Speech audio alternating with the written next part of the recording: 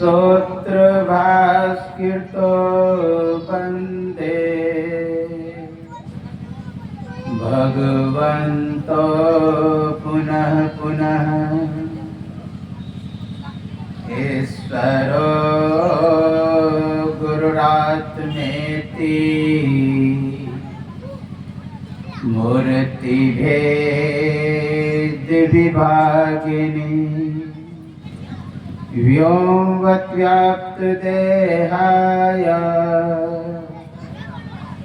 दक्षिणामूर्तये नमः। दक्षिणामूर्तये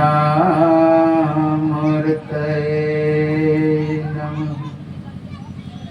श्री सद्गुरु महाराज की जय। हम लोगों को जो घोष पूर्ण समर्पित होकर के करना चाहिए। जब तक समर्पण नहीं तब तक कृपा नहीं। आप लोग जानते हैं कि द्रौपदी को दुशासन घड़ी सभा में खींच करके लाए। मन में स्वाभिमान था, एक अहंकार भी था कि मैं ऐसे की सभा में हूँ। किसी का एक पति रहता है तो वह दुर्दिन दुर्व्यवहार देखने को नहीं मिलता है। मेरे तो 5 पति है। जब उसके ओर दृष्टिपात किए वह सर झुकाए बैठे। फिर सोचती है कि मैं ऐसे की सभा में हूँ, जब तक हाथ में अस्त्र हो तब तक पराजय का मुख न देखना पड़े, अर्थात दुरोना चाहिए। और उसके ओर भी दृष्टिपात किए तो वह भी सर झुकाए बैठे। फिर सोचती है कि मैं ऐसे की सभा में हूँ जो इच्छा मृत्यु का कवच पहन करके बैठा। मरने का इच्छा ना हो ना, मृत्यु देवता भी बैठ के प्रतीक्षा करे कि कब आदेश देगा ले जाने का। लेकिन उसके ओर भी दृष्टिपात किए भीष्म पितामह, लेकिन वह भी सर झुकाए बैठे। अंतिम में सोचती है कि मैं छत्रानी हूँ, मैं अपना रक्षा स्वयं कर सकती हूँ। जोर से साड़ी को पकड़ी, लेकिन एक भी ना चली। जब सौंप दिया सब भार तुम्हारे हाथों में, जीत तुम्हारे हाथों में, अब हार तुम्हारे हाथों में। जब दोनों हाथ उठा करके कहते हैं दुख हरो द्वारिका नाथ, शरण में तेरे, तो जानते हैं कृपा। गोपिनो गता, इतना वस्त्र आया, एन कौरव कसनला, द्रौपदी च परित्राता। जो ही पुकार लागे इतनी सारी आई। आप लोग जानते हैं खींचते खींचते दुशासन थक गए और थक करके मुंह से आवाज निकालता है, नारी बीच सारी कि सारी बीच नारी। नारी ही सारी है कि सारी ही नारी है? कौरव कसमना द्रौपदी च परित्राता। द्रौपदी का भगवान कृष्ण उद्धार। इसलिए हम लोगों को भी उसी तरह समर्पित होकर के अपना प्रयास नहीं करना है। बस तेरा तुझको सौंपता क्या लागत है मोह। अर्जुन जब तक तर्क वितर्क करते रहा तब तक भगवान की कृपा नहीं हुई। आप लोग जानते हैं जब युद्ध भूमि में दोनों सेनाओं के बीच में रथ को स्थापित किया, सैन्यों उभयोर मध्य रथम स्थाप्य में चिता, तो मोह हो गया अर्जुन को, मैं किससे युद्ध करूं, सब तो अपना ही है। पुत्रांश पौत्रांश सखी तथा, मेरा ही पुत्र पौत्र है, श्याला संबंधित तथा मेरा ही श्याला संबंधी। यह देख करके हाथ से धनुष गिर पड़ा। श्रम सत्य हस्ता, हाथ से धनुष गिर पड़ा। रोम हर्षस्तु जाते, सभी रोए कांप गए। पीछे जाके बैठ गया, एक ये सब में युद्ध नहीं कर। अंतिम में समर्पित हुई। क्या कहते, कार्पण्य दोषो पहता स्वभावा, पृच्छामि त्वां धर्म सम्मूढ़ चेता, यश्रेयस्यान्निश्चितं ब्रूहि तन्मे शिष्यस्तेऽहं साधिमां त्वां प्रपन्नम। करुणा से व्याप्त होकर के अर्जुन ने कहा, हे केशव, मैं धर्म से मूढ़ हूँ, मुझे नहीं आता है। मेरे लिए युद्ध करना ठीक है या ना करना ठीक है? मैं जीतूंगा कि ये लोग जीतेंगे? इसलिए परीक्षा में तो मैं आपसे पूछता। हरदी गुर्दी बोल के कहा, मैं आपको क्यों बताऊं? कहा कि शिष्यस्ते, मैं शिष्यत्व स्वीकार करता हूं। साधिमाम तो हम परपन्न, तब जाकर के कृपा हुआ। इसलिए हम लोग थोड़ा समर्पित होकर के जय घोष करें। बोलिए श्री सद्गुरु महाराज की जय। एक बार और हो जाए, श्री सद्गुरु महाराज की जय। सर्वत्र रूप में विराजमान आराध्य देव को कोटि से नमन। व्यक्त रूप में मंचस्थ कंदा महापुरुष से चरणारविंदम। यत्र तत्र अन्यत्र विराजमान संत जन, विज्ञ जन, सज्जन वृंद, माता एवं धर्मशीला भक्तिमती बहनों के अंतस्थ विराजमान परमात्मा को मेरा नमन। अभी आप लोग यत्र तत्र से हेडमास्टर साहब के अंत्येष्टि संस्कार या पुण्यतिथि है, पुण्यतिथि के शुभ अवसर पर सत्संग में यत्र तत्र से एकत्र हुए हैं। पुण्यतिथि क्यों कहा जाता है? आप लोग सुने हो कि पुण्य लोग स्वर्ग को कहते हैं। पुण्य लोग स्वर्ग को कहते हैं। पुण्यतिथि यानी जिस दिन स्वर्ग को उपलब्ध हुआ। आप लोग जानते हैं हर जीव से शुभ कर्म भी होता है, अशुभ कर्म भी होता है। तो इस दिन यमराज पूछता है, तुम स्वर्ग जाओगे कि नरक का पहले सुख भोगोगे? यानी स्वर्ग का सुख या नरक का सुख? तो हर जीव की भावना होती है जहां सुख हो वहां जाए। तो हर जीव लगभग स्वर्ग का चुनाव करता है पुण्य के फल से। तो थोड़ा देर के लिए, जितना देर हो सके, उसको स्वर्ग ले जाया जाता है।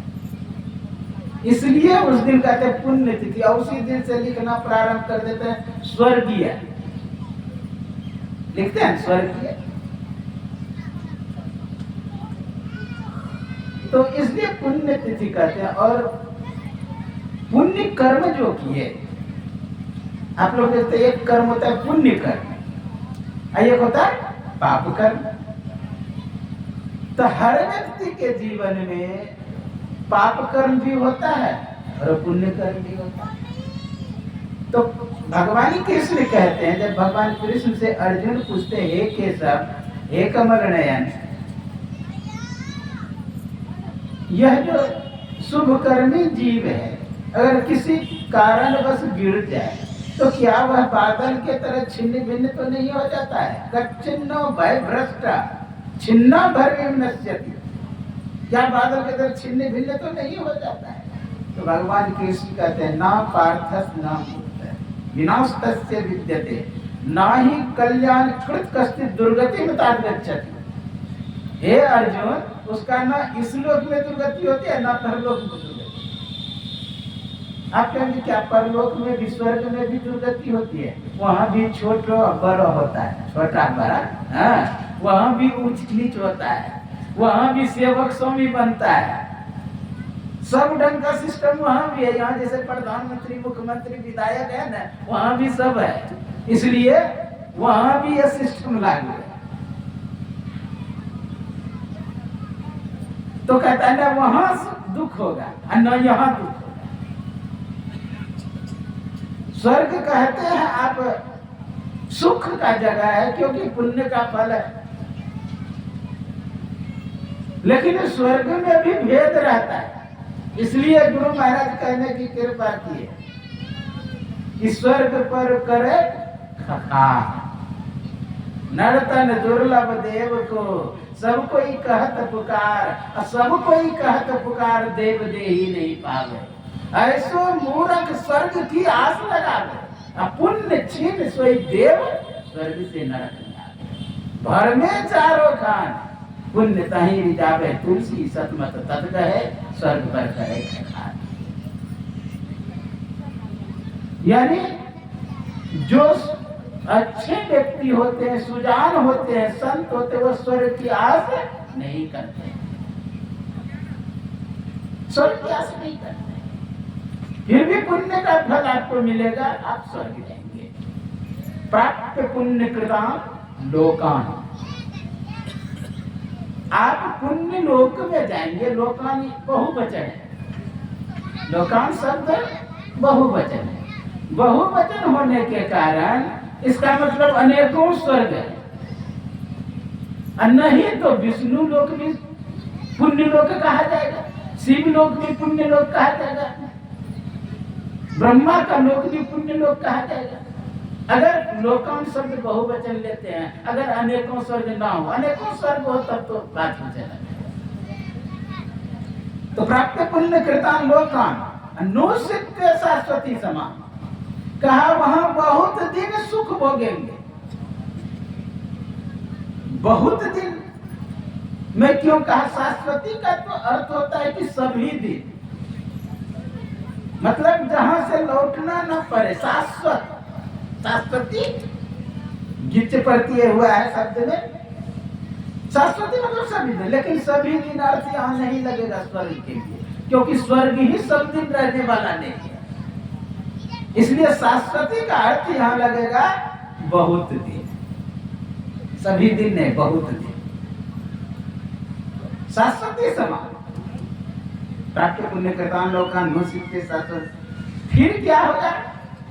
इस पृथ्वी पर जन्म लेंगे, पुण्य छीने नरक लोके विसर्जन। तो सुचिना श्रीमताम ये है, वहां सुख भोग करके पुनः इस पृथ्वी पर आएंगे। और सुचिना शुद्ध व्यक्ति के यहाँ जाकर जन्म है, जो सतोगुणी होगा, जो सत्संगी होगा, जो सत्कर्मी होगा, जो परोपकारी होगा, उसके यहाँ जाके जन्म ले। सुचिना श्रीमताम, श्रीमताम या श्री मतलब लक्ष्मी, श्रीमताम यानी धनवानों के घर में जन्म ले। कोई कोई धनवान होते हैं, धर्म से कोई मतलब नहीं, हाँ, लेकिन यहाँ पहले लगा दिया सुचिना, शुद्ध व्यक्ति के यहाँ। आप लोग जानते हैं मुकेश अंबानी एक धनवान है। मुकेश अंबानी की पत्नी जो हार गले में पहनी थी बेटे के ब्याह में, वो 5,000 करोड़ का था, विचार करना। बेटे 200 करोड़ का, बेटा का जो एक कोट था वो 200 करोड़ का। लेकिन धार्मिक प्रवृत्ति के चारों शंकराचार्य को बुलाया, सभी का पूजा किया विधिवत, और तो शादी में डीजे फीजे ने कुछ बजने दिया, घर में कहीं फोटो अनसट नहीं। विचार कर कैसे था? कहने का बात सुचिना श्रीमताम ये यो भ्रष्टो विजाए थे, का शुद्ध व्यक्ति के यहाँ श्रीमताम, सुचिना श्रीमताम यो भ्रष्टो विजाए थे। अगर किसी कारण वह व्यक्ति गिर भी गया तो ऐसे के जन्म लेंगे। अगर ऐसे घर में नहीं भी ले पाया तो अथवा लगाया। हम लोग परीक्षा बचपन में नीचे क्वेश्चन रहता, उसके नीचे फिर अथवा लिखा रहता, न उसमें इसका उत्तर तो अगर नहीं वो हो पाया तो अथवा योगी नाम, अथवा योगियों के घर में जन्म लेंगे, योगियों के घर में जन्म लेंगे, और फिर साधन भजन करके उस उपलब्धि को प्राप्त करेंगे। इसलिए पुण्य लोक जो कहा, स्वर्ग को कहा, तो यहाँ पर क्या कहता है?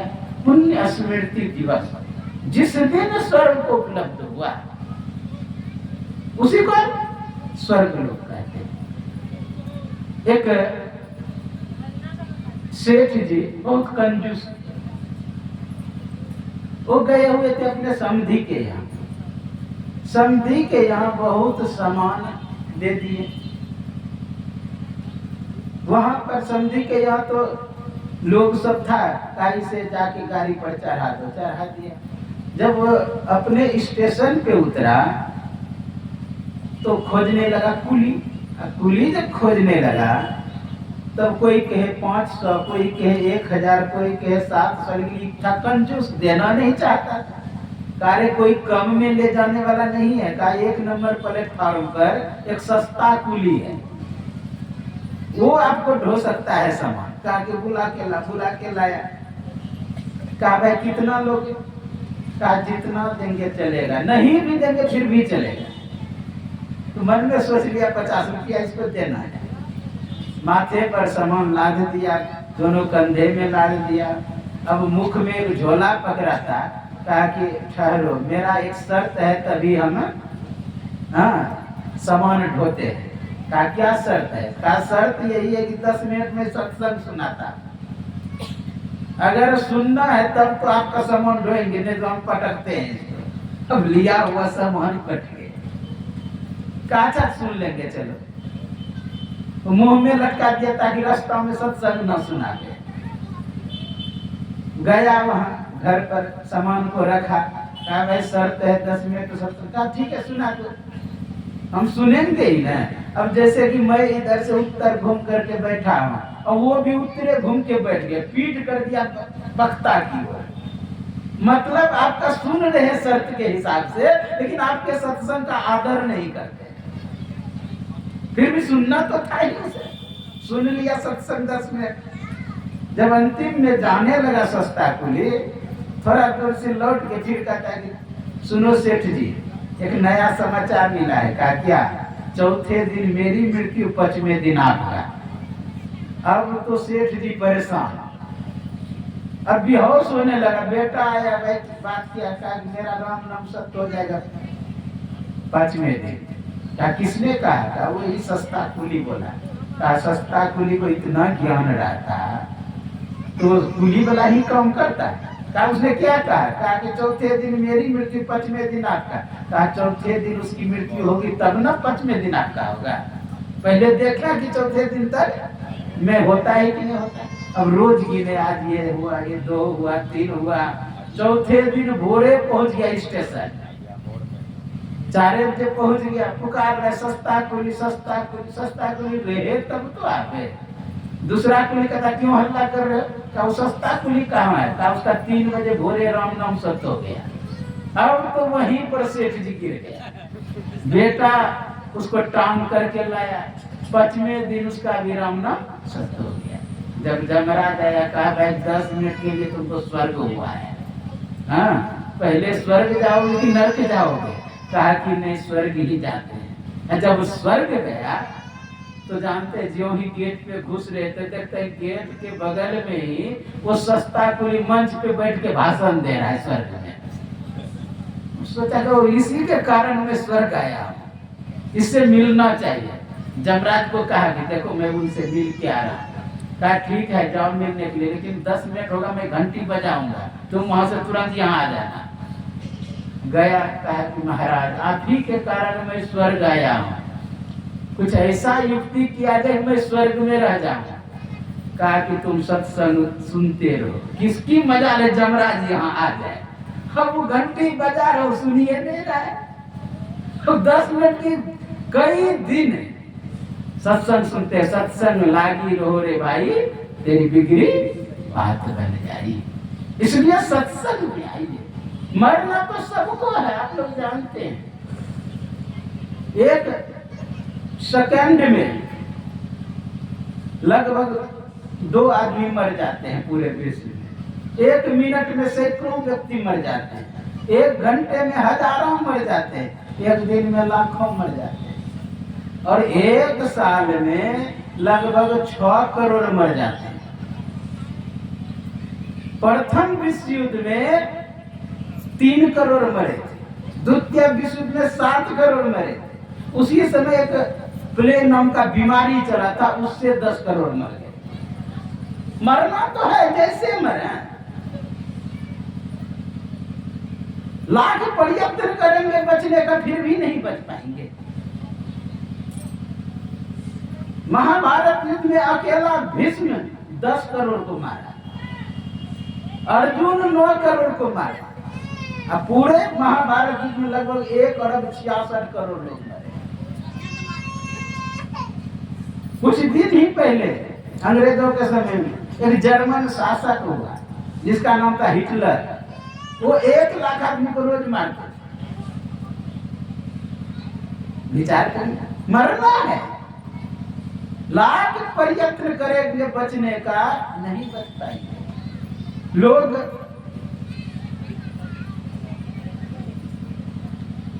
जाते हैं बचने के लिए, कहाँ? डॉक्टरों के पास, अमेरिका तक जाते हैं बचने के लिए, जिंदगी के तलाश।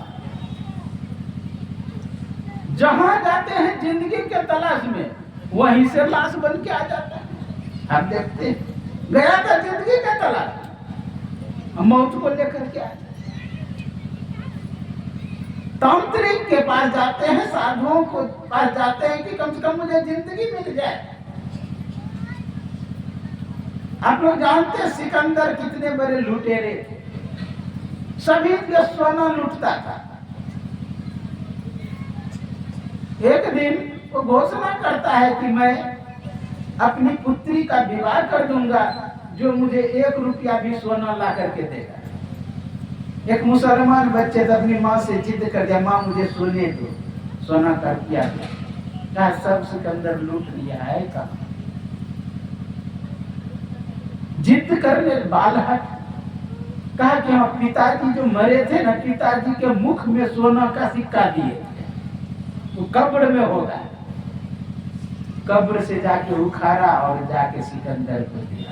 कहा सत सत बता तू कहाँ से लाया पैसा? कहा पिताजी के कब्र में से निकाला। कहा इसका मतलब लोग मुंह में पैसा देता है। सब कब्र उखड़वाना शुरू कर दिया।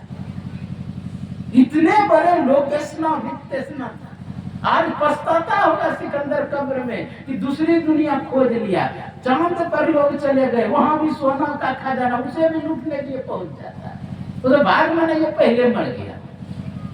अब आश्चर्य की बात, इतने बड़े लुटेरे अंतिम में जाने लगा। कहा कि एक सांस मुझे कम से कम इतना सांस जोड़ दो, इतनी जिंदगी दे दो कि हम माता पिता का मुलाकात कर सके। मरते समय कह गए दुखमान मृत्यु का कोई दवा नहीं। मरना, आप लोग एक शब्द सुने होंगे, जिंदगी के तलाश में मौत के कितने पास आते। लोग जिंदगी खोजने जाता है डॉक्टर के पास, कहाँ नहीं, लेकिन मृत्यु हो जाती। मैं देखता हूँ भागलपुर में जो मायागंज में हॉस्पिटल है, 5-10 हरदम रखा रहता है। वहां तो जिंदगी के लिए गया, तो मौत कैसे हो गया? एक छोटी सी पक्षी बाज को देख करके बहुत डर गई। उधर से गरुड़ आए, क्यों डरती? कहानी देखते हैं, बाज गौर से देखा, लगता आज मेरी मृत्यु है। कहा चलो मेरे पंख पर बैठो, पीठ पर बैठो, मैं तुम्हें इतना दूर पहुंचा दूंगा कि वहां बाज जा ही नहीं पाएगा। बैठा करके पीठ पर 7 समुंदर पार एक पहाड़ के खोहर में घुसा दिया, पहाड़ से पत्थर लगा दिया। ये आ भी जाए बाज तो पत्थर को हटा नहीं। वहां से लौट के आया गरुड़, बाज को पूछते तुम क्यों गौर से देख रहे थे उस छोटी सी पक्षी को? डर रही थी। कहा मैं सोच रहा था इसकी मृत्यु 7 समुंदर पार है। हाँ? मैं सोच रहा कि छोटी सी पक्षी उड़ के जाएगी कैसे उतना दूर। मैं तो उसे 7 समुंदर पार पहुंचा आया हूँ। अच्छा कहाँ पर रखा है? कहा पहाड़ के खोहर में रखे हैं। कहा उसी में एक केकड़ा है, देखो जाकर गला दबा के मार दिया होगा उसका। विचार कर, उसको बचाने के लिए लेके गया, जिंदगी के तलाश में गया, लेकिन मौत के पास पहुंच गया। लाख चतुराई करेंगे, चौकसी करेंगे कि हम जिंदा रह, नहीं हो सकता, मरना होगा। जातो ध्रुवस्य मृत्यु ध्रुवो जन्म मृतस्य च, जिसका जन्म हुआ है उसकी मृत्यु निश्चित है। हिरण्याक्ष और हिरण्यकश्यप दो भाई थे। आप लोग जानते हैं हिरण्याक्ष को भगवान ब्राह रूप धारण करके मार दिया। मार दिया तो उसके संगे संबंधी रोने लगे, चिल्लाने लगे, दुखी व्यथित होने लगे। तो हिरण्यकश्यप को समझाते हैं, अरे मरना होता है का ये रोती है, लेकिन मानेगी नहीं। अंतिम में किसी तरह लाश को जलाया। सोचते कि किस कारण से मेरे संगे संबंधी रो रहे थे, चिल्ला रहे थे, व्यथित हो रहे, दुखी हो रहे थे, इसलिए कि मर गया। मैं ऐसा प्रयत्न करूंगा, ऐसा पुरुषार्थ करूंगा कि मैं मरूं ही नहीं। वो चला गया हिमालय में, घोर तप कर रहा है ब्रह्मा जी। ओम ब्रह्मदेवाय नमः, ओम ब्रह्मदेवाय नमः, घोर तप कर रहा है। बर्फ जम गया उसके शरीर पर।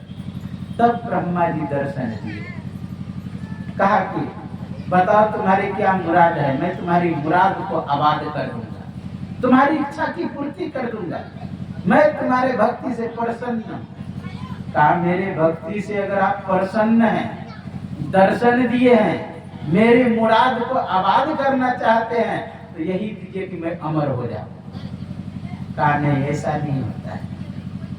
जो जन्म लिया है उसकी मृत्यु निश्चित है। ये सिस्टम है, तंत्र है, व्यवस्था है, ये संविधान है, ये मानना पड़ेगा।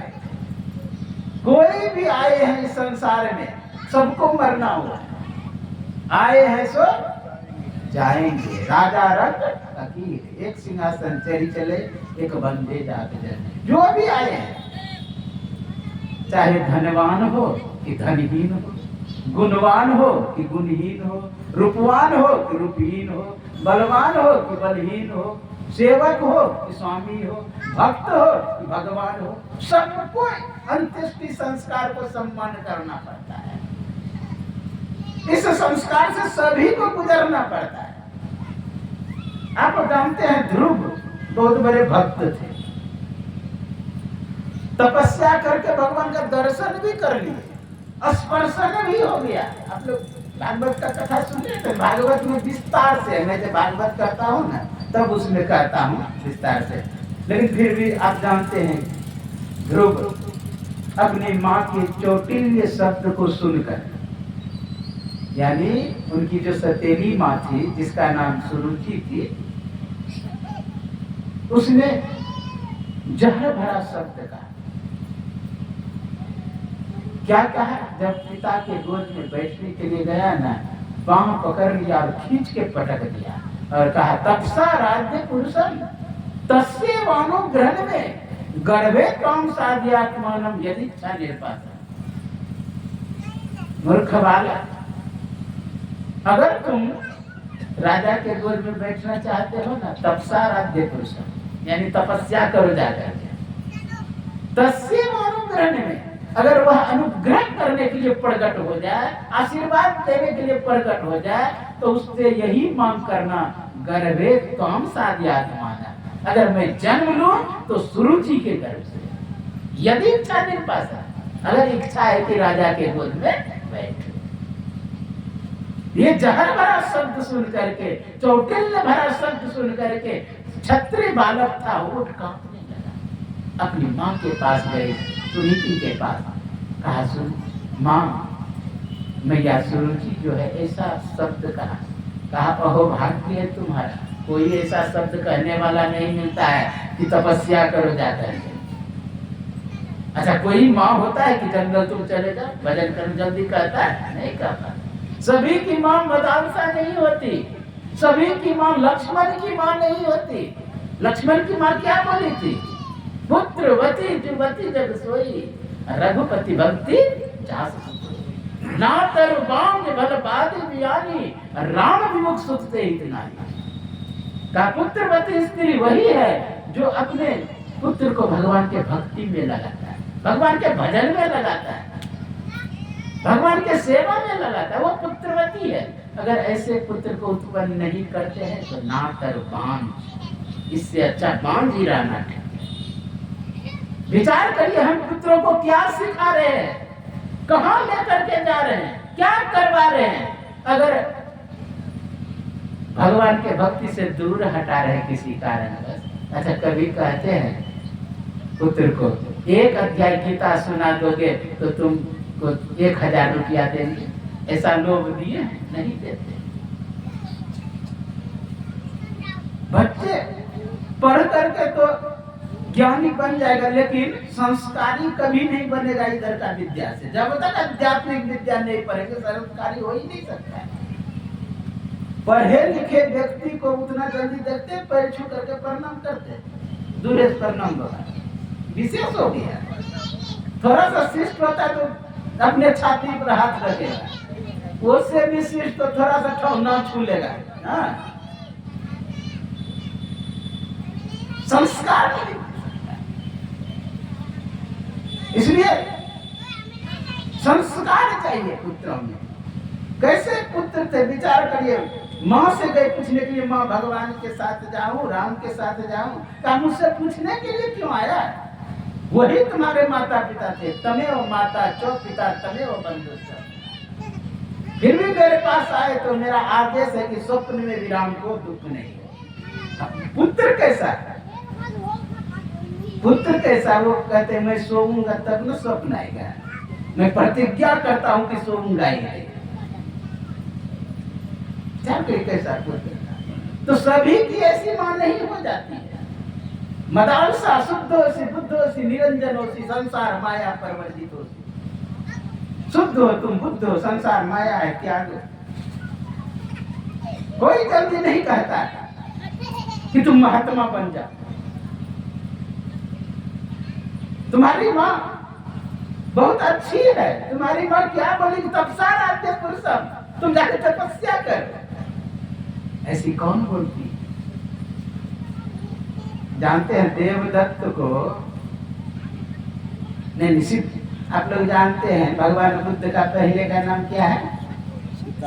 सिद्धार्थ। उनके पिताजी का नाम शुद्धोधन। उनका एक चचेरा भाई था। भाई को बनाना चाहता था राजा, उनकी माँ यानी चाची चाहती थी राजा वो बन जाए। तो भगवान बुद्ध तो संस्कारी था ही, किसी कारणवश संस्कार को दबाया जा रहा था पिता के द्वारा, क्योंकि पिताजी को पता चल गया था कि बहुत बड़े योगी बनेंगे। इसने सोचा कि योगी बनने में जो सहायक होता है, सहयोगी होता है, सीढ़ी होता है, उसको हटा देते हैं। छत पे चढ़ने का जो सहयोगी है, सीढ़ी है, उसे हटा दिया जाएगा तो क्यों छत पे चढ़ेगा?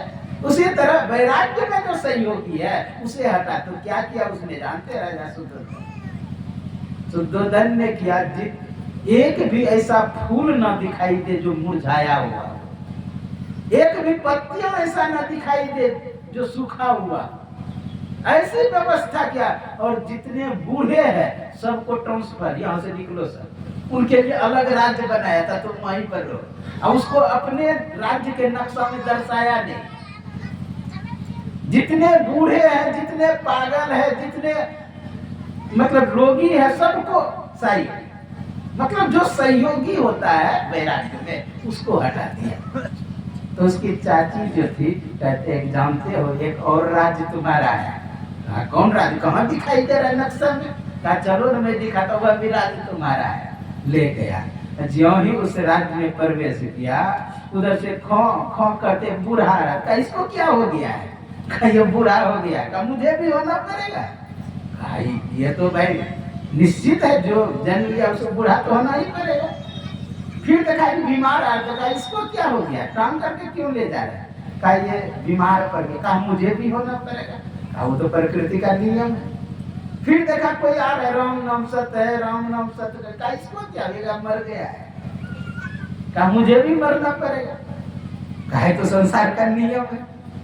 देखा एक सन्यासी को, कहा ये सत्य की खोज में है। कहा यही ठीक है।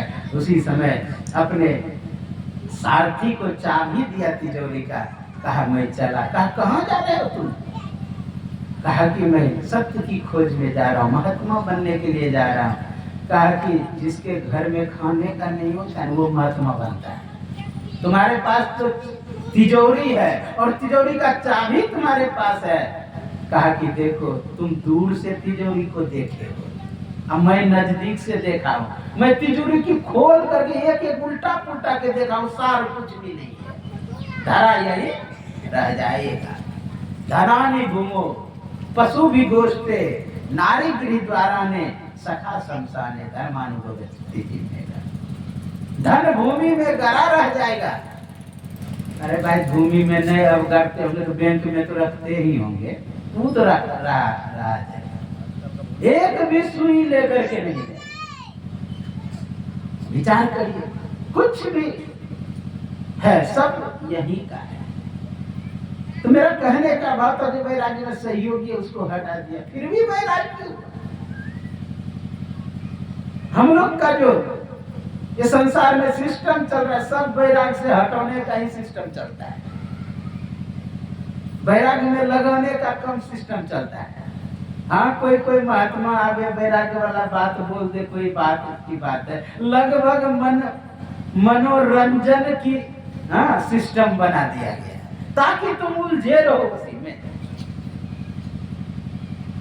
निरंजन की ओर जाने का तुम्हें फुर्सत नहीं हो, टाइम नहीं मिले, इसलिए अंजन में फंसा के रखता है, संसार में फंसा के रखता है। तो मैं कह रहा था कि जब तप कर रहा था हिरण्यकश्यप तो ब्रह्मा जी प्रसन्न हुए, दर्शन जी का मांग क्या मांगते हो? कहा कि मैं अमर हो जाता, ऐसा नहीं होता है, दूसरा कुछ भी वरदान मांगो। तो चतुराई दिखाया किसने? हिरण्यकश्यप, चतुराई।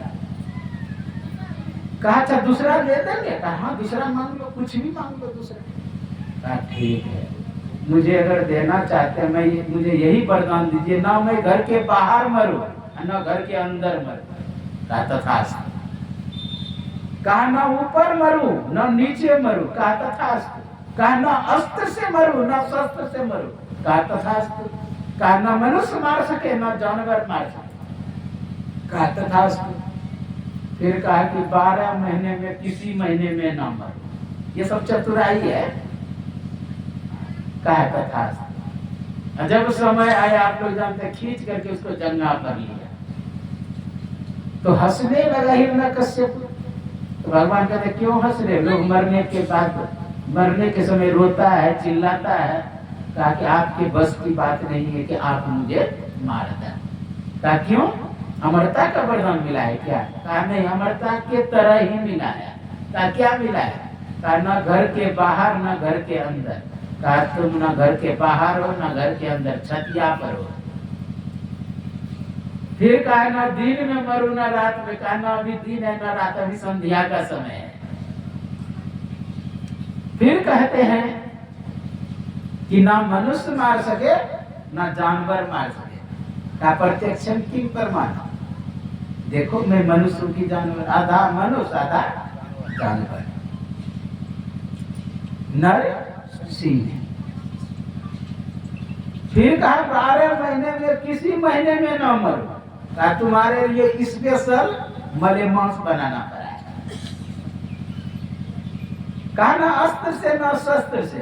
कहा जब हाथ से ही काम हो जाए तो परमाणु बम बनाने का क्या जरूरत है? नाखून था बराबर पेट में घुसा है, फाड़ दिया, राम नाम सत्य। जातो ध्रुवस्य मृत्यु ध्रुवो जन्म मृतस्य। जिसका जन्म हुआ उसकी मृत्यु निश्चित है, इसलिए मरना तो होगा ही।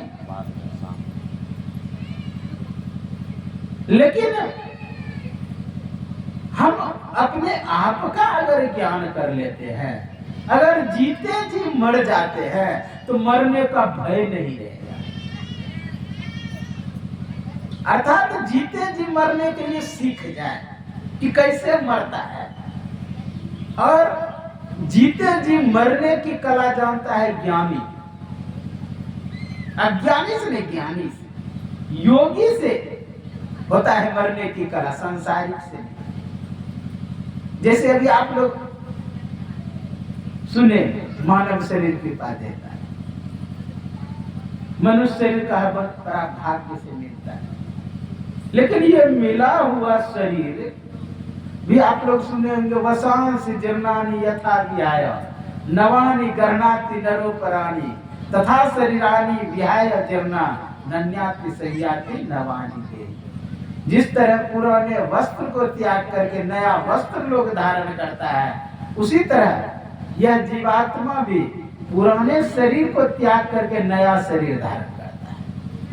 अच्छा विचार करिए, कोई देखिए, शरीर छूटना और छोड़ना में जमीन आसमान का फर्क है। छूटता है अनजान में और छोड़ता है जान करके।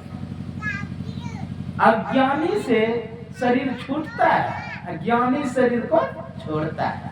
सांसारिक से शरीर छूटता है, योगी शरीर को छोड़ता है। ये अंतर है।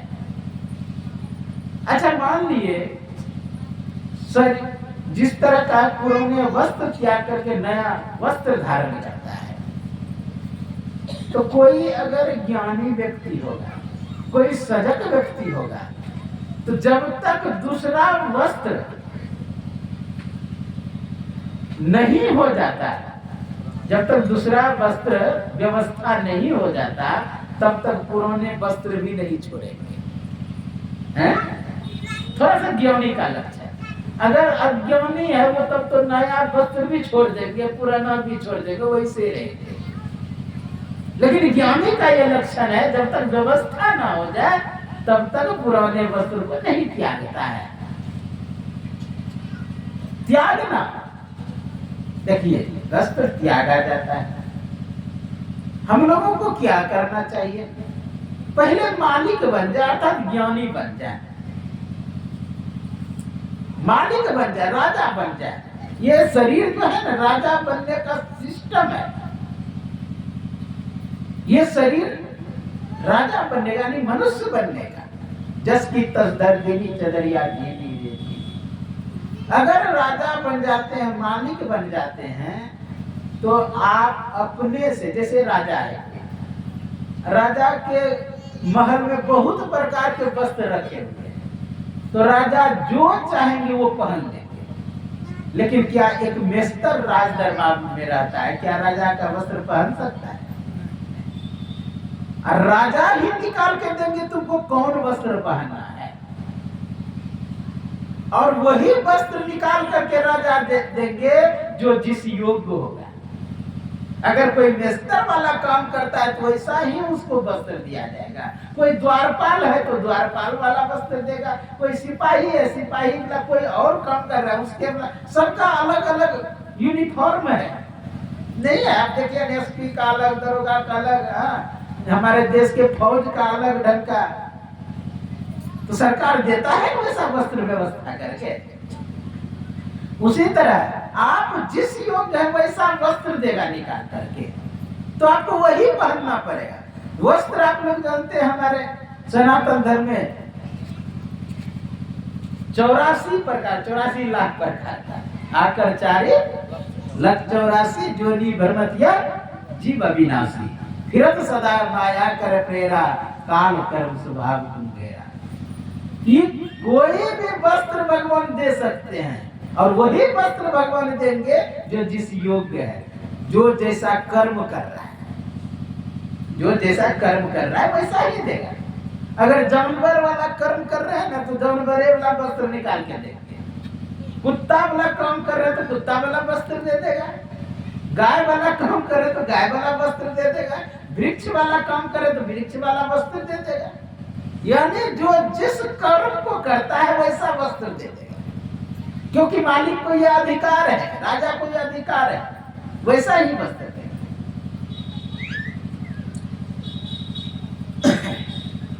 बोलिए श्री सद्गुरु महाराज की जय, श्री सद्गुरु महाराज की जय, श्री सद्गुरु महाराज की जय। तो जो जिस योग्य होता है वैसा ही वस्त्र निकाल के दिया जाता है। इसलिए यह मानव शरीर जो है बड़े भाग्य से मिलता है। आप लोगों के पाठ में सुन रहे थे, बड़े भाग्य मानुष तन पावा, बड़े भाग्य से यह मनुष्य का शरीर मिला है। ये राजा का शरीर है। इस राजा के शरीर को हम राजा बना के रखेंगे तब तो ठीक है।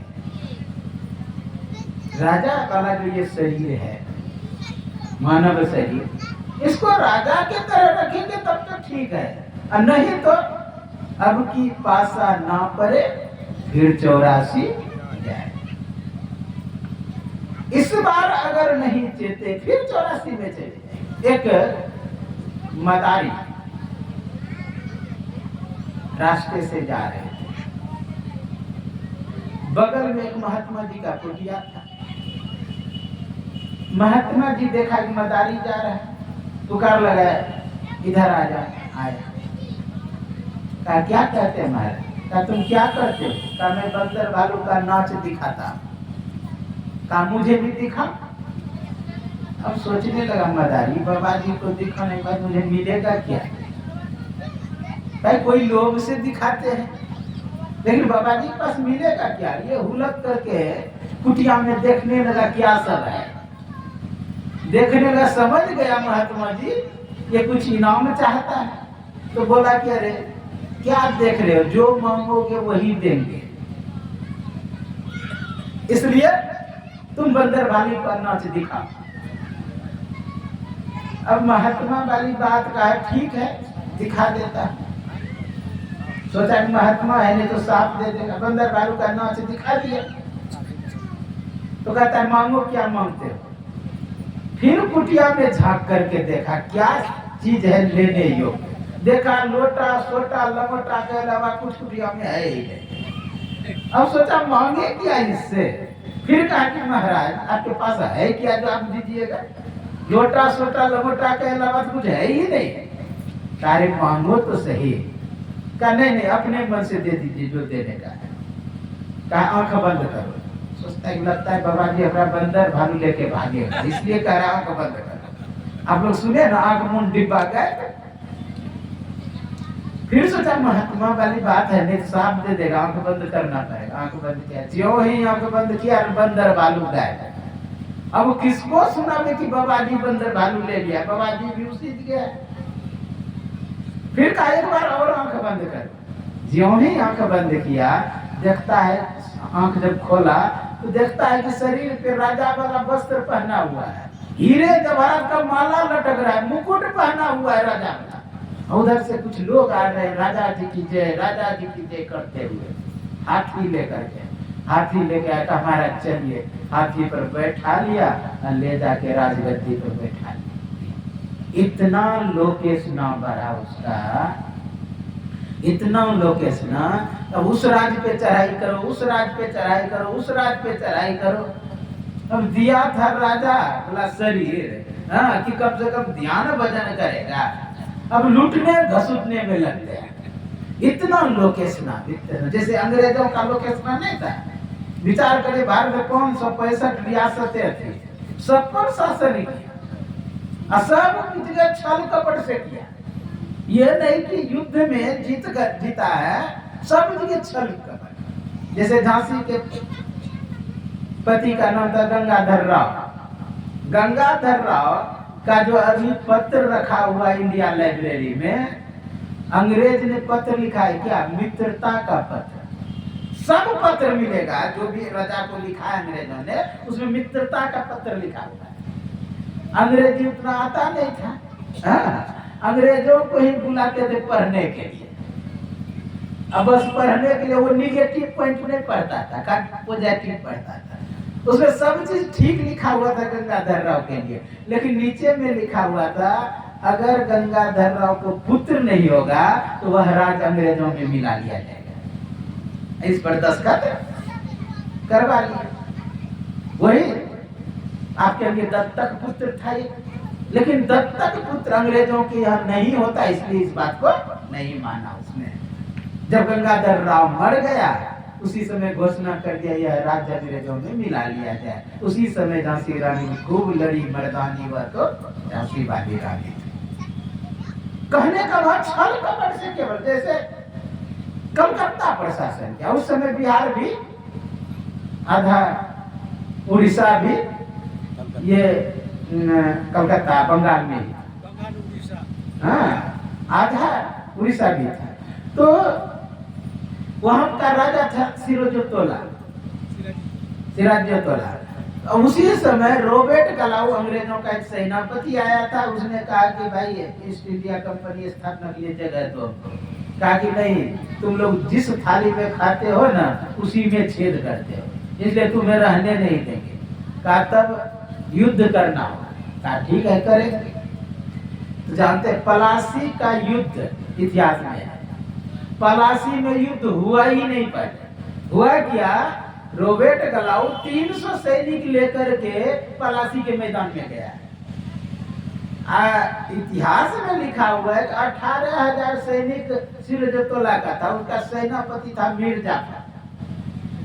तो दोनों जब एक जगह हुआ, लेकिन यह इतिहास गलत भी पढ़ाया गया है। जब वो पलासी मैदान में जमा हुआ है वहां तो 18,000 दिखा रहा इतिहास में, लेकिन उनका जो दस्तावेज है इंडिया लाइब्रेरी उसमें लिखा हुआ है 36,000 सैनिक। अब उनका रॉबर्ट क्लाउ का कितना, मात्र 300 सैनिक। विचार करिए, 300 जीतेंगे कि 36,000 जीतेंगे। हृदय तो कांप गया रॉबर्ट क्लाउ का। सोचा इसका कमजोरी क्या है, तो कमजोरी जानते क्या था, मीर जाफर एक नंबर लोभी था सेनापति। बस उसी को मिला लिया। अब उसी को जब मिला लिया, वो अपने डायरी में लिखते हैं। डायरी का फोटो कॉपी लेकर के राजू भाई रिसर्चर है, वो आए हैं सेवाग्राम वर्धा में रखा है। वो जो उसमें लिखा है डायरी में कि जब मेरे से मीर जाफर मिल गया तो मैं आगे आगे चल रहा था, मेरे पीछे मेरा सैनिक चल रहा था, उसके पीछे मीर जाफर चल रहा था और उसके पीछे 18,000 सैनिक। जानते भारत का लोग ताली बजा रहे थे। एक एक पत्थर मारा होता तो आज भारत की ये स्थिति नहीं होती। वो स्वयं रॉबर्ट क्लाउ लिखता है। कहने का भाव, सभी जगह छल कपट से शासन किया। यह नहीं कि केवल युद्ध में जीत करके, जल्दी जीत नहीं पाता था युद्ध में। एक सेनापति था अंग्रेजों का, कर्नल कूट, और उसको हर समय भेजता था दक्षिण भारत युद्ध करने के लिए। और दक्षिण भारत का उसका वहां का राजा था हैदरली। हाँ, हैदरली जो था तो उससे युद्ध होता था। कई बार युद्ध में हरा दिया हैदरली, हरा दिया। गुस्सा से एक बार क्या किया, नौकिया काट लिया उसका। हाँ, अपने मालिक को जाकर दिखाएगा कि नौक कटवा क्या है। क्योंकि भारत के राजा जो होते दयालु बहुत होते थे, मारते नहीं थे। विचार करें, पृथ्वीराज चौहान ने कितने बार मोहम्मद गोरी को माफ किया, 15-16 बार। एक बार में ही बोलिए उससे मारा चला। कहने का भाव कि दयालु होते थे।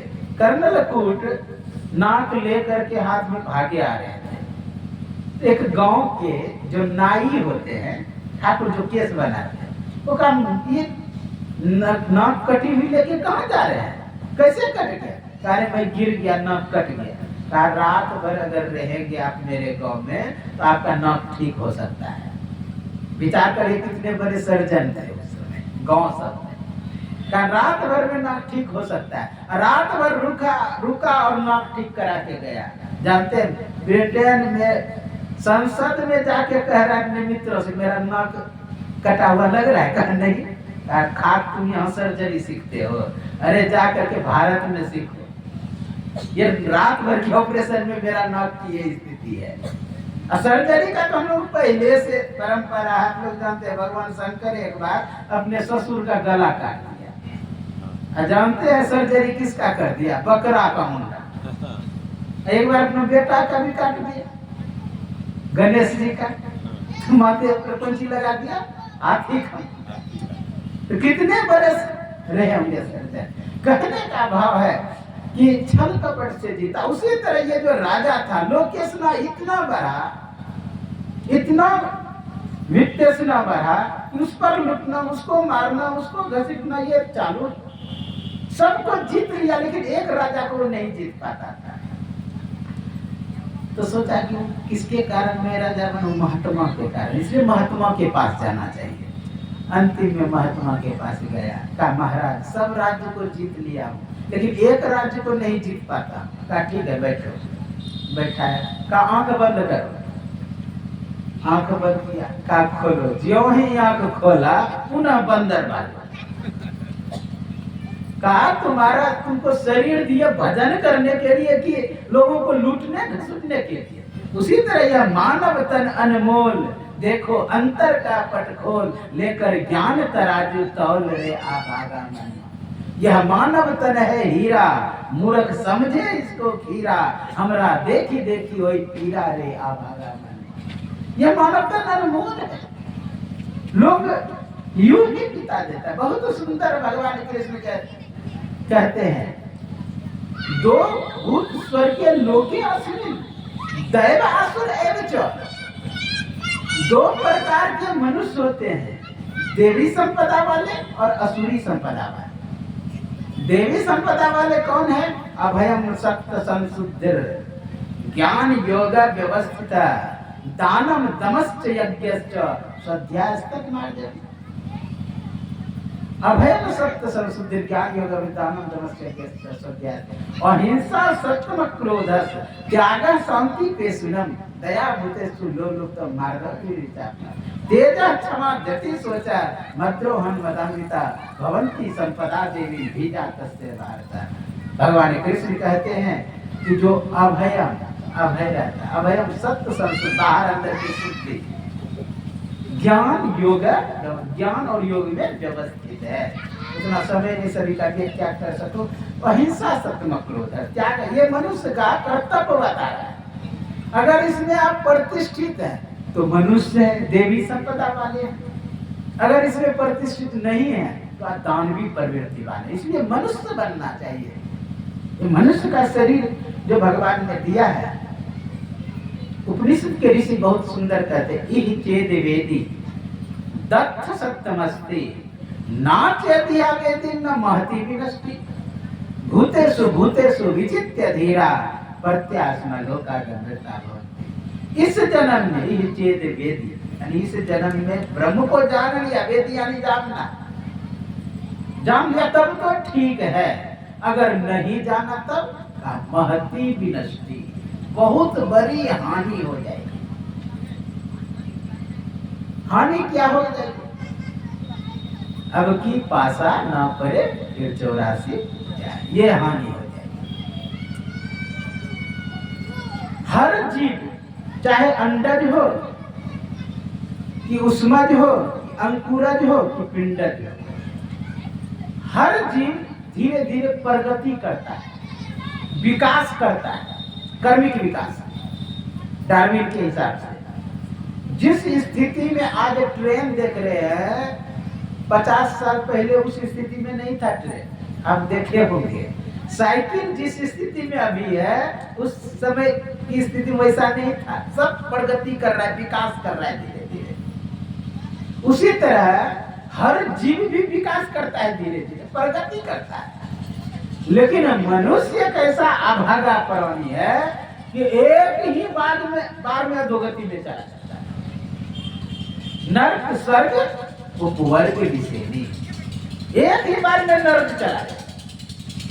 थोड़ी सी सावधानी हटी, दुर्घटना घटी, थोड़ी सी गलती के कारण।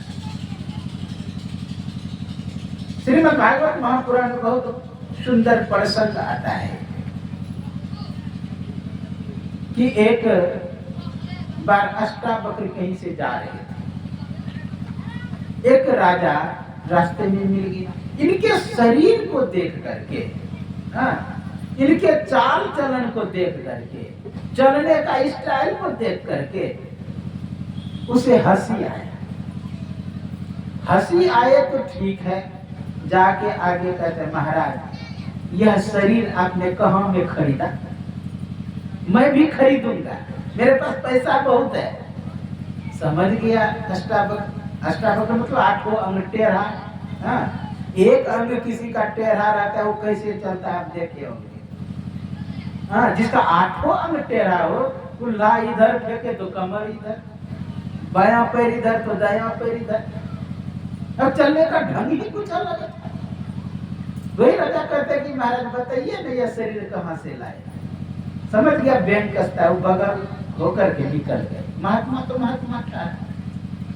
फिर आगे गया, कहा महाराज बताइए ना कहाँ में खरीदे, मेरे पास पैसा की कमी नहीं है। फिर बगल होकर के निकल गए। फिर आगे जाके कहता है महाराज बताइए गड्ढा में खरीदे हैं क्या। फिर बगल होकर निकल गए। फिर आगे जाके कहता अमुक दुकान से खरीदे, महाराज बताइए ना हम खरीदेंगे। बस आप लोग जानते हैं कि चंदन से शीतलता प्रकट होती है, लेकिन अति रगड़ने से उसमें भी अग्नि प्रकट हो जाता है। क्रोध में आके कहा मूर्ख तुम्हें शरीर चाहिए, जाओ अजगर हो जाओ। अजगर होने का साथ दे दिया। एक ही बार में कहां चला गया, अंडज में। देखिए कहां राजा था, अशिष्टता के कारण कहां चला गया, अंडज में। फिर गिरगिरोन महाराज मेरा उद्धार कैसे होगा। आप लोग सुने होंगे भागवत में कि एक बार की बात है, गौ चराने के लिए गए हुए थे, अजगर के मुख में सब ग्वाल बाल घुस गए। उसका जबड़ा पकड़ करके बस कृष्ण ने फाड़ दिया। कहा कि उसका स्पर्श होगा कृष्ण के, तुम्हारा उद्धार होगा। वही स्पर्श हुआ था। एक बार की बात है, नारद बाबा कहीं से जा रहे थे आकाश मार्ग से, गंधर्व और गंधर्वियां नदी में स्नान कर रहे थे। ज्यों ही नारद पहुंचे, जितने गंधर्वियां थे सबने अपना अपना वस्त्र पहन लिए, लेकिन दो जो गंधर्व थे, दो तो वह जस का तस खड़े रह गया, शरीर खुला एकदम। तो देखा अशिष्ट व्यवहार। नारद ने कहा रे मूर्ख, तो वृक्ष के तरह खड़ा रहा, इसलिए वृक्ष हो जा। वृक्ष होने का साथ है। एक ही बार में कहां चला गया, अंकुरज में। कहा महाराज मेरा उद्धार कैसे होगा।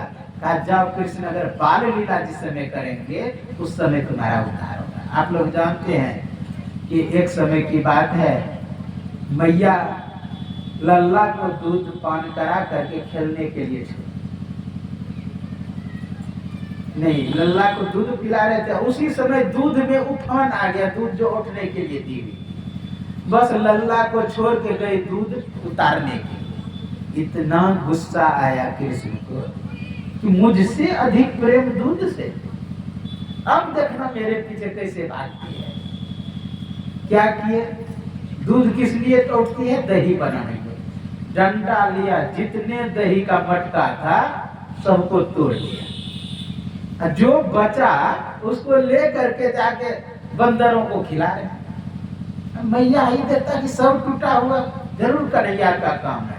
छरी लिया, देखा कि बंदरों को खिला रहे। पीछा किया, कन्हैया भाग रहा है आगे आगे, मैया पीछे पीछे। दौड़ते दौड़ते परेशान हो गए मैया, कन्हैया को पकड़ ही नहीं पाए। भगवान को कौन पकड़ सकता है, लेकिन भगवान परम कृपालु परम दयालु होते हैं, भक्त के बस में होते हैं। भक्त के बस में होकर के पकड़े गए। फिर बांधने लगे रस्सा से उखल में। अब उखल में जब बांधने लगे तो 3 अंगुल रस्सी कम हो जाए। कितनों बांधे, 3 अंगुल कम हो जाए। बड़ा से बड़ा रस्सी लाए, लेकिन 3 अंगुल कम हो जाए। कारण क्या है, भगवान है घटतम प्रकाश व शब्द पटत्रय, जीव पर है छारे, कर दृष्टि अनुध्वन योग साधन ये आता है। 3 अंगुल संकेत, 3 पर्दे के अंदर जाओगे तब परमात्मा मिलेगा, तो नहीं बंधे जाते थे। अंतिम में भगवान देखी मैया परेशान हो गई, अंतिम में उखल में बांधे गए। मैया काम में व्यस्त हुई और इधर क्या किया, उखल को गिरा दिया। घसीटते घसीटते 2 वृक्ष था, और उसके बीच में घुस गए। घुस गए, उधर क्या हुआ, वो जो उखल हो गया अटक। जब अटक गया तो जोर से झटका मारा, दोनों वृक्ष धराम से गिर गया। आवाज भी जोरों का, सभी वृंदावन वासी भाग भाग के आए। अरे आंधी न तूफान, इतना बड़ा वृक्ष कैसे गिर गया। कन्हैया बीच में खेल रहा है। उधर से ग्वाल बाल ने कहा मैया मैया तेरे लल्ला का काम है, इसी ने वृक्ष गिराया है। इतना ही नहीं, इससे 2 पुरुष भी निकला, तुम्हारे लल्ला का चरण छू रहा था, प्रणाम कर रहा था। वही दोनों वृक्ष था यमला है। कहने का भाई एक ही बात में कहा चला गया, अंकुरन। अब इसलिए कहा कि चेत वेदी, इस जन्म में ब्रह्म को जान लिया तो ठीक है, नहीं तो महती विनष्टि, बहुत बड़ी हानि हो जाएगी। करना क्या है हमको? भूतेषु भूतेषु विचित्य धीरा प्रत्यास्म लोकाधर्मता भवन्ति। संपूर्ण भूतों में, सप्तमी का बहुवचन है, संपूर्ण भूतों में यानी मिट्टी, जल, अग्नि, वायु, आकाश, इन सभी में ब्रह्म का दर्शन करना। भूतेषु भूतेषु विचित्य धीरा, उस विचित्र परमात्मा का अगर ऐसा हो गया, प्रत्या अस्मात् लोकात् अमृता, प्रति अस्मात् लोकात् अमृता भवति, इस जन्म से जाकर के अमर हो जाए। इसलिए इसी कार्य को करने के लिए हम लोगों को क्या मिला है? मनुष्य का शरीर, बड़े भाग। अच्छा, बड़ा क्या है?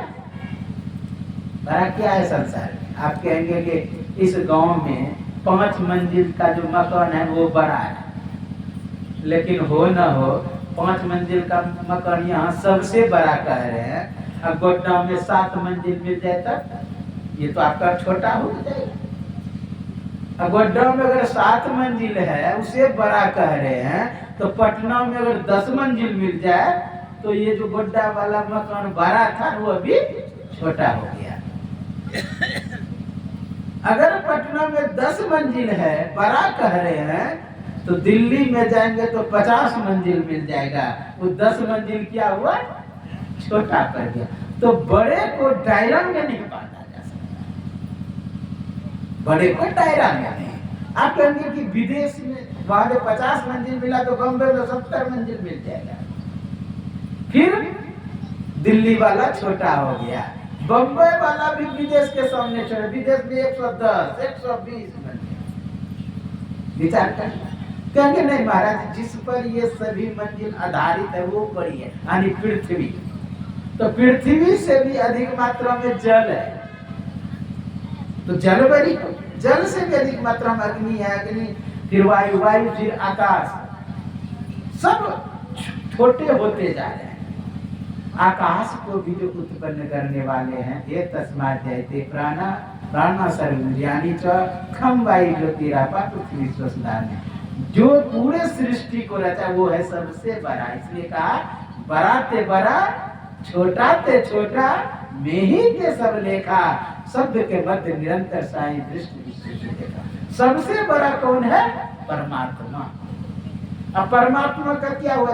बड़े भाग मानुष तन बाबा, उसका भाग, बड़े भाग, भाग मतलब खंड भी होता है, टुकड़ा भी होता है।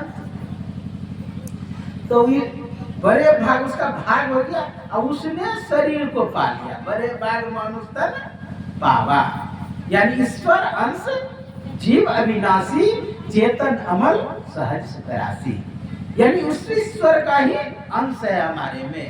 इसी ने ये मनुष्य का शरीर पाया है। मगे वांसो, भगवान कृष्ण कहते हैं, जीव लोके जीव भूता सनातन मनन षष्ठानींद्रियाणि प्रकृति स्थानी कर सती शरीरम यदो अपनोति यच्चाप्य कर्मतीश्वरा गृहत्रितानि संयाति वायु गंधा निवासिया श्रोत्रम चक्षुर श्वसनम च रसनम घ्राणमेव च अधिष्ठाय मनश्चायम दृश्यानुपसेवते, यानी परमात्मा का ही यह अंश है। इसीलिए मनुष्य का शरीर पाया। अच्छा, पाया शब्द कब प्रयोग होता है? पावा। पाया शब्द तभी प्रयोग होगा अनायास मिल जाए, बिना मेहनत का मिल जाए, बिना पुरुषार्थ का मिल जाए, तब पाना शब्द प्रयोग करेंगे। जैसे दिन भर काम किए, शाम में 500 रुपया मिला तो उसे पाना नहीं कहेंगे, मेहनत से मिला है। दिन भर कहीं काम किया, ऑफिस में 1000 रुपया मिला तो मेहनत से मिला, लेकिन रास्ते में जा रहे हैं कहीं गिरा हुआ मिल जाए 1 लाख रुपया, तब कहेंगे पाया। यानी जो अनायास मिल जाए, बिना मेहनत का मिल जाए, बिना पुरुषार्थ का मिल जाए, तब पाना शब्द प्रयोग करेंगे। यहाँ क्या करे? बड़े भाग मानुष तक पावा। ये मनुष्य का शरीर हम लोगों को अनायास मिल गया है। आप लोग सुने होंगे, कबहू की करी करना नर देही, कृपा करके मनुष्य का शरीर दिया है। हम इस योग्य नहीं थे, कृपा करके दिया है। कृपा किसे कहेंगे? जो जिस योग्य नहीं है उस योग्य बना दे, उसे कहेंगे कृपा। जैसे बालक ध्रुव 5 वर्ष का बालक था, तपस्या किया, भगवान को प्रकट किया, तो सोच रहा है कि परमात्मा का प्रार्थना करते, गले में माला डालते, कुछ गुणगान करते। अभी तो पढ़ा लिखा था नहीं, कुछ जानकारी नहीं थी, कैसे वो गान करेंगे। भगवान समझ गए कि ये गुणगान करना चाहता है, मेरा स्तुति करना चाहता है। क्या किए? शंख लिए, बस कपोल में छुआ, ज्यों ही छुआए ना, जानते वेदोक्त वाणी से गुणगान करने। हरे ओम सहस्रेखा पुरुषा सहस्राक्ष सहस्रपात सबूमिकुम, इस तरह प्रार्थना करने लगे। बोलिए श्री सद्गुरु महाराज की जय। और 5 मिनट बोल के बोलिए श्री सद्गुरु महाराज की जय। 4:30 बजे तक में खत्म। हाँ तो सभा पर बोलिए श्री सद्गुरु, बोलिए श्री सद्गुरु महाराज की जय, श्री सद्गुरु महाराज की जय, श्री सद्गुरु। एक बार जोर से करें, श्री सद्गुरु महाराज की जय। तो मैं कह रहा था कि कृपा किसे कहे? कृपा जो जिस योग्य नहीं उस योग्य बना दे। मूकम करोति वाचालम पंगुम लंघयते गिरिम यत् कृपातामहं वंदे परमानंद। क्या कहा? गूंगा भी भगवत बोलने लगे, हाँ, लंगड़ा भी पहाड़ को लांघ जाए, यत् कृपा, जब भगवान की कृपा। हम एक भी श्लोक नहीं जानते हैं पढ़ना, दिन भर रटते हैं, दिन भर में याद भी नहीं होता है। कोई महात्मा आके माथे पर हाथ रख दे और पूरा वेद याद हो जाए, ये हुआ कृपा। काशी में कबीर का ख्याति फैल गया, सभी की पूजा होने लगा, सम्मान बढ़ गया, प्रतिष्ठा होने लगी। तो वहां का पंडित इसके प्रतिष्ठा से जलने लगे। इससे क्या कहा मैं ब्राह्मण, मेरा पूजा ही नहीं होता है, इसका पूजा हो रहा है। तो सभी पंडितों ने बैठकी किया कि कुछ ऐसा किया जाए कि कबीर का अपमान हो। तो क्या किया? सबने योजना रखा कि भंडारा रखिए, अब भंडारा में उसे भी आमंत्रित करिए, क्योंकि वो तो पढ़ा लिखा है नहीं। शर्त रख दीजिए कि वही इस पंडाल में प्रवेश करेगा जो वेद मंत्र सुनाएगा। ऐसा योजना बना लिया, सबको निमंत्रण दिया, कबीर को भी निमंत्रण दिया। सब भंडारा खाने के लिए आने लगे। कबीर भी भैंसा पर बैठ करके आया भंडारा खाने के। घुसने लगा ज्यों ही पंडाल में, गेट पे रोक दिया। कहा क्यों भाई, मैं भी आमंत्रित हूँ, देखो मेरे पास निमंत्रण पत्र है। कहा वो तो ठीक है, लेकिन यहाँ शर्त है पंडाल में प्रवेश का। कहा क्या शर्त? कहा जो वेद मंत्र सुनाएगा वही प्रवेश करेगा। कहा मैं तो पढ़ा लिखा नहीं। का शर्त तो यही है, जो वेद मंत्र सुनाएगा वही पंडाल में प्रवेश करेगा। कहा अच्छा, जो देखा कि सब वेद मंत्र सुनाते जा रहे, अंदर घुसते जा रहे, इसको गेट पे रोका है, अपमान हो रहा है। कहा अच्छा, जो वेद मंत्र सुनाएगा उसको घुसने दोगे ना? कहा शर्त तो यही है। नीचे उतर गया, अब भैंसा पर गया था, भैंसा को ऐसा हाथ मारा, वेद मंत्र पढ़ते हुए बीच में दौड़ा। हरे ओम गणनान्त्वा गणपतिगुम हवामहे प्रियनन्त्वा प्रियपतिगुम हवामहे निधिनान्त्वा निधिपतिगुम। इस तरह मंत्र पढ़ते हुए जब दौड़ा, सब पंडित का पंडिते सटक गया, सब भागा। ये हुआ कृपा। सदगुरु मेहरबान तो गधा भी पहलवान। ये हुई कृपा, जो जिस योग्य नहीं था उस योग्य बना दिया। ये है कृपा। तो कबहू की करी करुणा न देही, कृपा करके मनुष्य का शरीर दिया। हम इस योग्य नहीं थे, जब मनुष्य का शरीर दिया है तो मनुष्य शरीर का कुछ कर्तव्य कर्म होता है। जैसे आप मुखिया के योग्य नहीं है, मुखिया पद दे दे, तो मुखिया का कुछ कर्तव्य कर्म होता है, कुछ नियम होता है। भाई आपको विकास करना है गांव का, अब विकास नहीं करेंगे तो अगले बार उतार दिया जाएगा। उसी तरह मनुष्य का शरीर कृपा करके दिया है, इसका कुछ कर्तव्य कर्म होता है। अगर कर्तव्य कर्म नहीं करेंगे तो फिर मनुष्य शरीर छीन लिया जाएगा। इसलिए इसका कर्तव्य कर्म किया है, जो शास्त्रों में नियम है उस पर चलना। कर्तव्य कर्म बहुत सुंदर वेद ने कहा, मनुर्भव मनुर्भव मनुर्भव अर्थात मनुष्य बनो, मनुष्य बनो, मनुष्य बनो। अच्छा विचार करिए, हम तो मनुष्य है, फिर भी वेद क्यों कह रहे कि मनुर्भव? अच्छा किसी मुखिया को कहे कि मुखिया बनो, कैसा मूर्ख है भाई, मैं तो मुखिया हूं ही, क्यों कह रहे मुखिया बनो? मुखिया जो नहीं होता है उसे कहता है मुखिया बनो। अगर पहले से मुखिया है, चुनाव के समय उसका पावर सीज हो जाता है, इसलिए कोई कह सकता है उसको कि मुखिया बनो। तो मनुष्य शरीर है हम लोगों का, फिर भी वेद क्यों कह रहा है कि मनुष्य बनो? इसलिए कह रहा है मनुर्भव। इसका मतलब मनुष्य नहीं है, मनुष्य का केवल मुखौटा धारण कर लिया, मनुष्य का केवल चोला धारण कर लिया, मनुष्य का केवल वेश बना लिया, लेकिन वास्तविक में मनुष्य नहीं है। आप लोग जानते हैं कभी एक दिन हाथ में लुक्का लेकर के इधर उधर कुछ खोज रहे थे।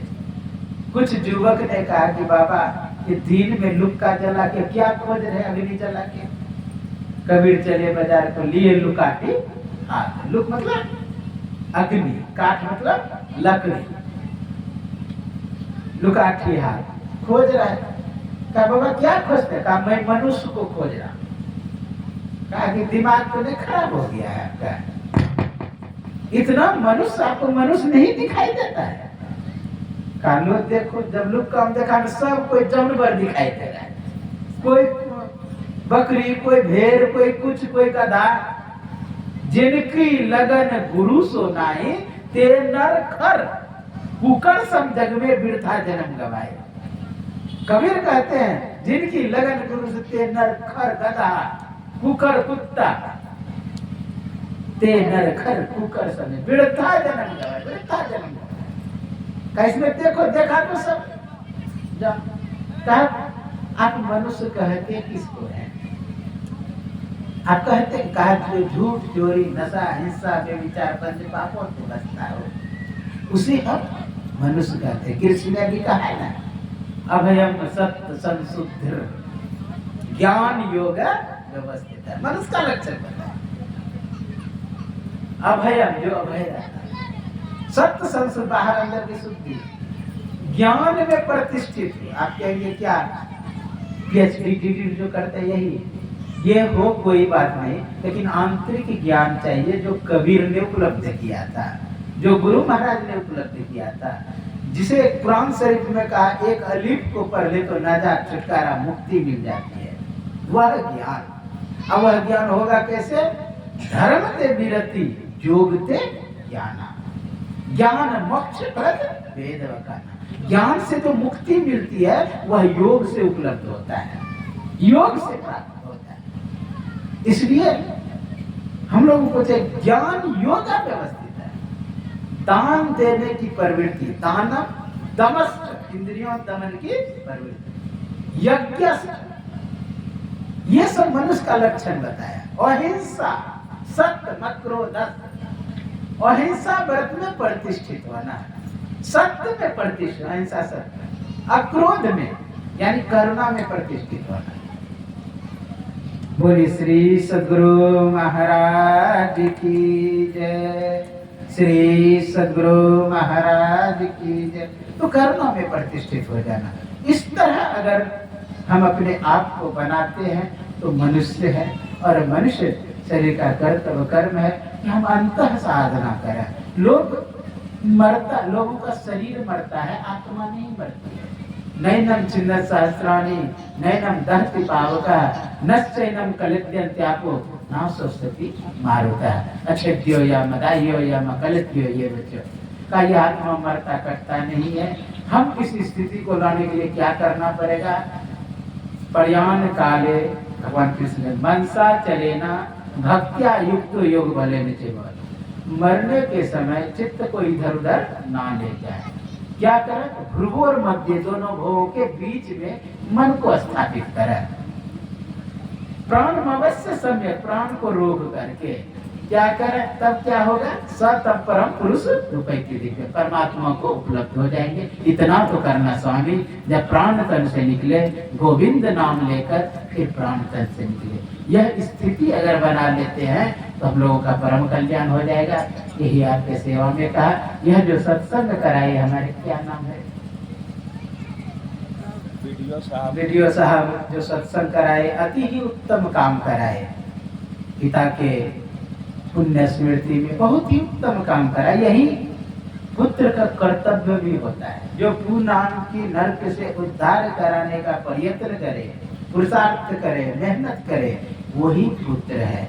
जब विमान पे ध्रुव को लेकर के जाने लगे ना, उस समय कहता मैं नहीं जाऊंगा। कहा क्यों नहीं जाओगे? कहा मेरी माँ है। हाँ, मेरी माँ है। तो कहा कि आगे देखो। देखा कि उससे पहले उसकी माँ ही विमान पे जा रही है। इसलिए अगर मातृभक्त पितृभक्त जन्म लेता है तो जानते हैं पहले माँ बाप का भी उद्धार हो जाता है। इसलिए ये जो काम करा रहे हैं सत्संग, अति उत्तम काम करा रहे हैं। फिर भी मैं गुरुदेव से प्रार्थना करता हूँ कि जहाँ भी हो वह सुख शांति से रहे। और गुरु महाराज अपने स्थानों से दे, सुने की दीक्षा भी ले लिए हैं, इसलिए उन्हें शांति मिले, शांति मिले। थोड़ा देर उनके लिए ध्यान कर लें। बोलिए श्री सद्गुरु महाराज।